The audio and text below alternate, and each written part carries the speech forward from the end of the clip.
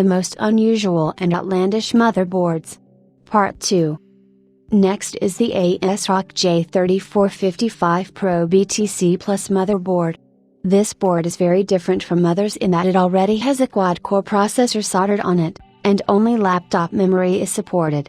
At the same time, there are as many as 8 PCIe X16 slots.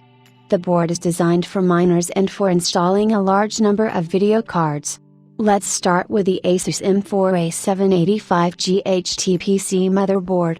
At first glance, this is an ordinary board for an AM2 Plus socket.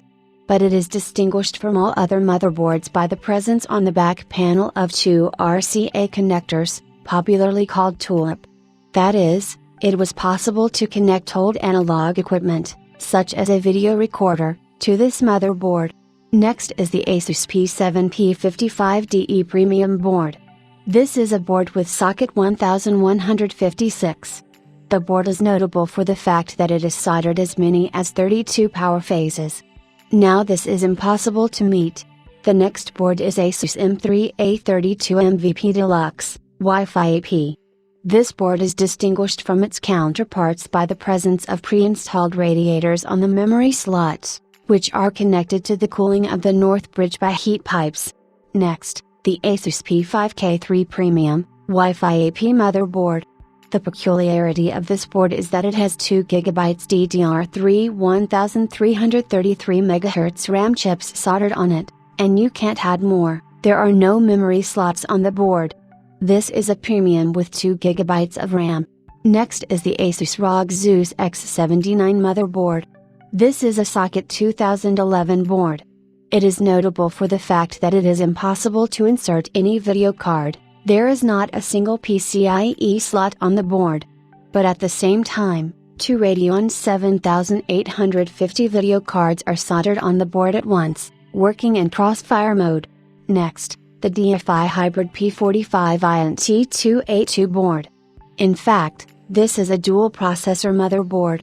Here only one processor is already soldered on the motherboard, and one more can be installed in socket 775. Also, the two processors could work independently as two different systems. For a soldered add-in processor, it is suggested to use laptop memory. Next is the Gigabyte GA8i945GMBX board. This board differs from all others in its appearance, namely the way all the elements are placed on it. It seems that they are just randomly scattered on the board. This board will not be able to be inserted into any regular case due to the location of the connectors. The thing is that this BTX form factor board is a format proposed by Intel to replace the ATX standard. It took the company 2 years to understand the futility of this format, and in 2006 all work on the BTX format was curtailed. Next is the Gigabyte GOG 1975X motherboard, Reverend 1.0. This is a 775 socket board. What is unusual about it is that 4 40mm fans are installed in the corners around the processor socket to cool the power supply circuits in the north bridge. Next up is the MSI P4580 Memory Lover motherboard. The name itself contains the phrase memory lover. There are as many as 8 RAM slots on this motherboard. This is the usual number of slots today, but in the days of socket 775 it was a rarity. 4 slots are for DDR3 memory, and the other 4 are for DDR2.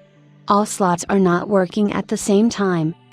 Write in the comments what other interesting boards you know.